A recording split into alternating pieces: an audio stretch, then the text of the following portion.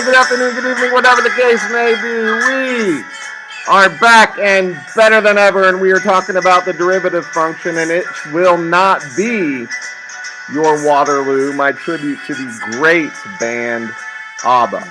Let's get right to it, shall we? So, we're talking about the derivative of function, and I am going to go right to the calculator here to explain what's happening. What we have here is the curve f of x equals x squared, this blue curve right here. It's a parabola. And I have constructed a tangent line t right there. The red line is tangent because it touches the curve y equals x squared at exactly 1 point. And I've asked, or I've had the calculator here calculate the slope of t. Then we have another line right here, line L. I've labeled it L. It's pink. It goes through the point of tangency, so it goes through the same line that the tangent is going through. But it's not a tangent. It cuts the curve y equals x squared again right here. And I've also had the calculator calculate the slope of line L in pink. And then from each of these intersection points, the point of tangency and then this other point, I've dropped a perpendicular and created a line segment between those 2 points on the x-axis. And I've called that length h. And I have the calculator measuring that length. Okay. And what the idea here is that we're going to move this point closer and closer and closer to the point of tangency. And as we do that, a couple of things are happening. Number one, the slope of L is getting closer to the slope of T. And the length of H is getting smaller and smaller and smaller. So if we slowly do that, the length of h is approaching 0. It's getting closer and closer to 0. And as that is happening, the slope of L is getting closer and closer and closer to the slope of t until they're almost identical. And just because of our limitations with our calculator here, I can't get them to be exactly identical. But the idea is if we take the limit as h goes to 0, then we will be able to get the exact slope of that tangent line if all we know is the function of the curve, the function that gives us the curve. Okay, so we had talked about limits before, so if you want to pause and read these again on what we did with limits and recall that, that might be helpful. And then this is just a picture of what I did on the calculator. And then I just here's another little, very similar to what I just drew, but it's a bit of a more formal explanation of what the derivative is. And all it is calculating the slope between, for that green line segment, on my sketch it was pink, the slope of the line that goes through these 2 points. And so I'm just going to write these in. The coordinates of A are x, f of x, because f of x is the y coordinate, and we find it by replacing x in the function, and we get the y value. And so we move over here, and b is the coordinate x plus h, f of x plus h.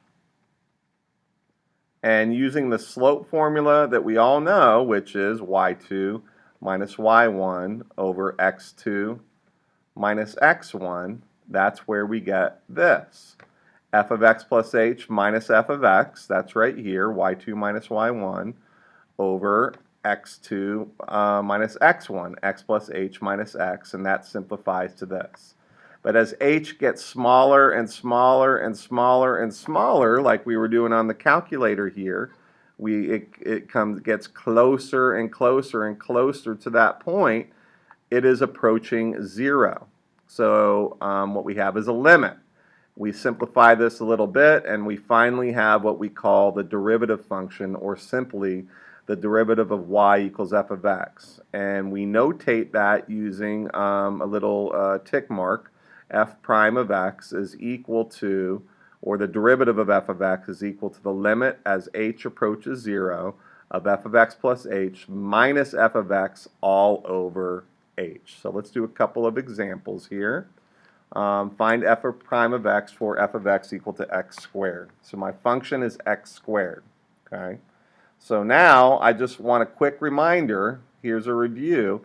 If f of x equals x squared, f of star equals star squared, f of 2 equals 2 squared, f of a equals a squared, and f of x plus h equals x plus h, the quantity squared. In other words, whatever is in here, we replace into the original function. So, in this case, f prime of x is equal to the limit as h approaches 0 of f of x plus h. So I'm going to take x plus h and I'm going to put it in for x. So that would becomes x plus h, the quantity squared. So I've taken care of this part here. I'm going to erase that now just so it doesn't get confusing. Okay, so I'm done with that right here, minus the function. Well, minus f of x. Well, f of x is equal to x squared, so I'm putting in what the function actually is. The function is x squared, all over h. Okay, and our strategy here is to use direct substitution to find this limit. In other words, replace h with 0 and see what we end up with. Well, if we put a 0 here, then we're fine. But here we would have a 0 in the denominator, which we cannot do because division by 0 is not possible. So I have to do some algebra. So x plus h squared, remember, is x plus h times x plus h, okay, minus x squared, all over h, which is equal to the limit as h approaches 0. We have to FOIL this now. X squared plus xh plus h times x, but I'll rewrite it as xh because these are going to be the same term, plus h squared minus x squared over h. And then something wonderful happens. This cancels out, yes. And so I'll simplify a little more. Limit as h approaches 0. xh plus xh is 2xh plus this h squared all over h. A little more algebra and things are going to be great. I still can't substitute 0 for h because I still have an h in the denominator, and with the division by 0 is not possible.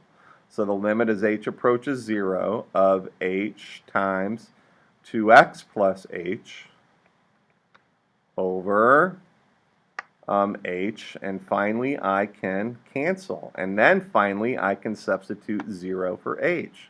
So that equals 2x plus 0, which is equal to 2x. So make a long story short, the derivative of x squared is equal to 2x. In other words, if f of x is equal to x squared, then the derivative of x, f prime of x, is equal to 2x. And we took a long way to get there, but that is exactly what is happening.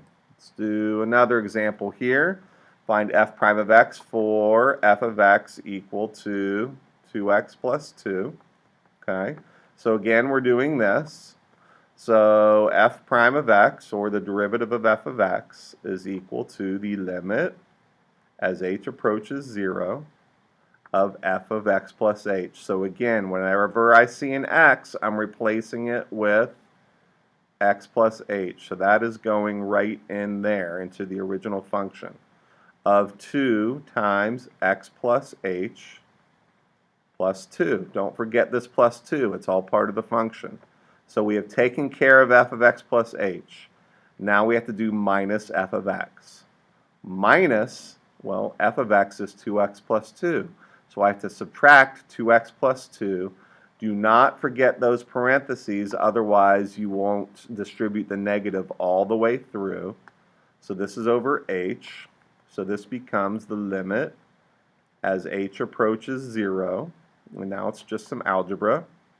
distribute the 2, 2x plus 2h plus 2 minus 2x, and then this negative distributes through to this 2 as well, minus 2 all over h.